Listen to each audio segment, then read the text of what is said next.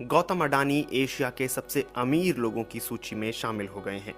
उनकी कुल संपत्ति 8 फरवरी को 88.5 अरब डॉलर तक पहुंच गई। घर के राशन से लेकर कोयले की खदान तक, रेलवे, हवाई अड्डे, बंदरगाह से लेकर बिजली बनाने तक, ऐसे दर्जनों कारोबार हैं जहां गौतम अडानी की बड़ी दखल है। गौतम अडानी की इस कामयाबी का राज क्या है? क्या है उनकी जिंदगी और व्यापार का सफरनामा? मीडिया रिपोर्ट्स के मुताबिक गौतम अडानी ने 1978 में अपनी कॉलेज की पढ़ाई अधूरी छोड़ मुंबई के हीरा बाजार में हाथ आजमाया। लेकिन उनकी किस्मत चमकनी शुरू हुई 1981 से, जब उनके बड़े भाई ने उन्हें अहमदाबाद बुलाया। भाई ने सामानों को लपेटने वाली प्लास्टिक की एक कंपनी खरीदी थी, मगर वो चल नहीं पा रही थी। उस कंपनी को जो कच्चा माल चाहिए था वो पर्याप्त नहीं होता था। इसे एक अवसर में बदलते हुए अडानी ने कांडला पोर्ट पर प्लास्टिक ग्रैन्युअल्स का आयात शुरू किया और 1988 में अडानी एंटरप्राइज लिमिटेड बनी, जिसने धातु, कृषि उत्पाद और कपड़ा जैसे उत्पादों की कमोडिटी ट्रेडिंग शुरू की। कुछ ही सालों में ये कंपनी और अडानी इस बिजनेस में बड़ा नाम बन गए। अडानी इंटरप्राइजेस के मुताबिक साल 1994 में बीएसई और एनएसई में कंपनी का शेयर सूचीबद्ध हुआ था। उस समय इसके एक शेयर की कीमत 150 रुपए थी, लेकिन ये सिर्फ एक शुरुआत थी।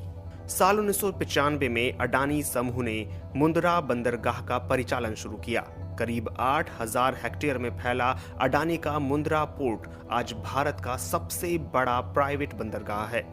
मुंद्रा बंदरगाह से पूरे भारत के लगभग 1/4 माल की आवाजाही होती है।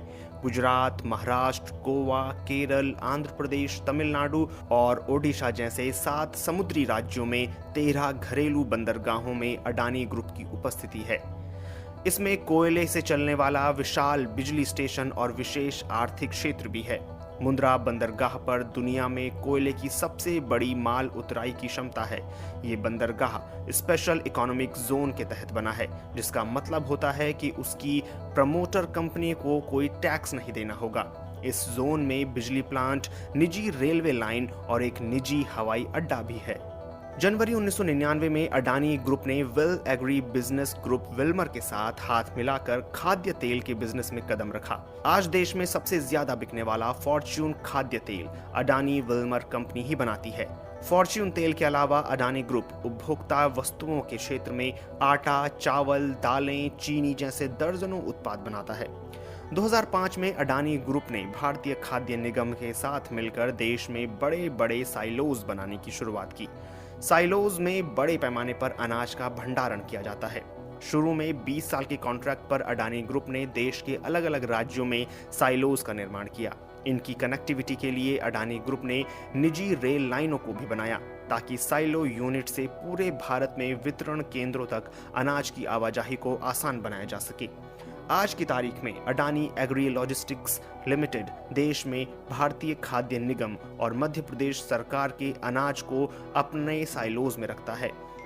फॉर्च्यून इंडिया मैगजीन के मुताबिक साल 2010 में अडानी ने ऑस्ट्रेलिया की लिंक एनर्जी से 12,147 करोड़ में कोयला खदान खरीदी थी। गली बेस्ट क्वीन आइलैंड में मौजूद इस खदान में 7.8 बिलियन टन के खनिज भंडार हैं, जो हर साल 60 मिलियन टन कोयला पैदा कर सकती है। साल 2010 में अडानी ग्रुप ने इंडोनेशिया के दक्षिणी सुमात्रा से कोयले की ढुलाई के लिए $1.5 अरब की पूंजी निवेश करने की घोषणा की थी।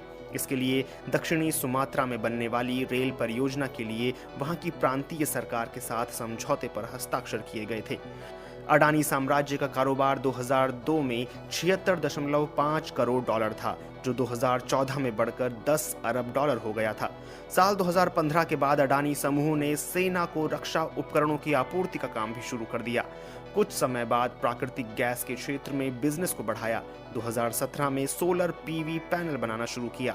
2019 में अडानी समूह ने हवाई अड्डे के क्षेत्र में प्रवेश किया।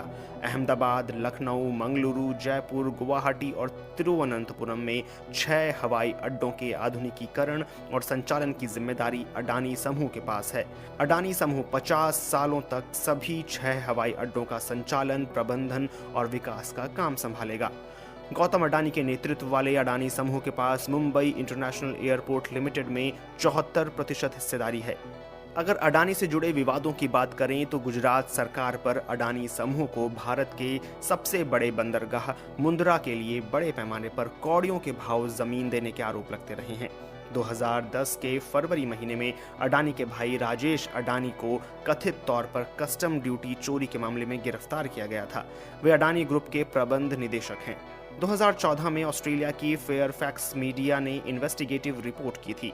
फेयरफैक्स मीडिया ने गुजरात में बन रहे लग्जरी